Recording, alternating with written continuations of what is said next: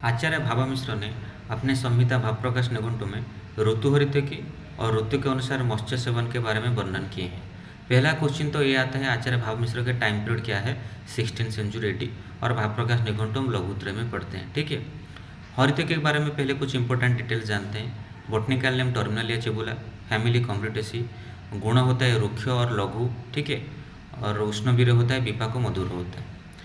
ऋतु हरितकी के बारे में आचार्य भावमिश्र कहते हैं, सिंधुत्व शर्करा शुंठी, सिंधुत्व यानी संधव लवण, सिंधुत्व शर्करा शुंठी, कणा मधु गुड़ी क्रमात्। कणा किसका सिनोनिम है?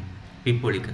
पिपलिका कुछ इंपॉर्टेंट सिनोनिम याद रखना, कणा, मागधी, वैदेही, उपकूल्या, तीक्ष्ण तंडुला, ये सारे के सारे पिपलिका सिनोनिम है। तो सिंधुत्व शर्करा शुंठी, कणा मधु गुड़े क्रमात्, वर्षा दिशु अभया प्रासा, रसायनी गुणेषणा, यानी कि पहले वर्षा ऋतु से स्टार्ट करके ग्रीष्म में एंड करेंगे सिक्वेंशियली। ठीक है, तो वर्षा ऋतु में हरितकी का सेवन करेंगे संधव लवण के साथ, शरत में शर्करा के साथ, हेमंत में शुंठी के साथ, शिशिर में कणा यानी पिपली के साथ, बसंत में मधु के साथ, ग्रीष्म में गुड़ के साथ। अभया प्रासा, अभया यानी हरितकी का सिनोनिम। हरितकी का और क्या क्या इंपॉर्टेंट सिनोनिम है?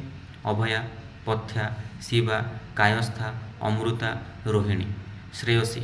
रोहिणी यहाँ पर ध्यान दीजिएगा, रोहिणी हरितकी का भी सिनोनिम है, कौटुकी का भी सिनोनिम है। ठीक है, अमृता हरितकी का भी सिनोनिम है, अमृता गुड़िची का भी सिनोनिम है। ये कंपेरेटिव भी आपको याद रखना है।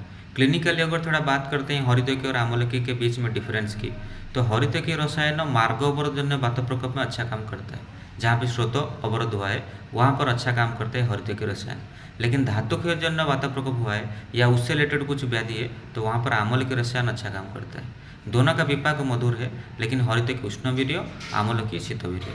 अग्र प्रकरण में हरितकी पथ्या नाम बोला गया है। हरितकी का टाइप्स 7 होता है आज पर आचार्य भावमिश्र, और हरितकी 7 महाकषाय पर भी उपस्थित है आज पर आचार्य चरक। 7 महाकषाय कौन सा है?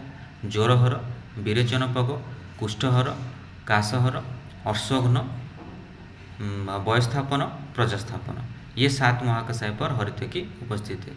आचार्य भावमिश्र ने पहला वर्ग हरितकी आदि वर्ग बोले हैं। ठीक है, मत्स्य सेवन की अगर बात करते हैं, आचार्य भावमिश्र कहते हैं कि ग्रीष्म ऋतु में चौंचय मत्स्य, वर्षा में तड़ाग मत्स्य, शरत में निर्झर मत्स्य, हेमंत में कूप मत्स्य, बसंत में नदिका मत्स्य, और शिशिर में सारस मत्स्य का हमको सेवन करना चाहिए। ये भी मैच द कॉलम टाइप का क्वेश्चन आ सकता है। एक साइड में ऋतु लिखेगा, दूसरे साइड में मत्स्य कौन सा सेवन करना, नहीं तो डायरेक्ट क्वेश्चन भी आ सकता है कि वर्षा ऋतु में कौन सा मत्स्य का सेवन करेंगे, आंसर जाएगा तड़ाग मत्स्य। तो ये इतने सारे पॉइंट रिगार्डिंग ऋतु हरितकी और ऋतु के हिसाब से मत्स्य सेवन आपको याद होना चाहिए, पीजी पॉइंट ऑफ व्यू और एमओ पॉइंट ऑफ व्यू। ठीक है, थैंक यू।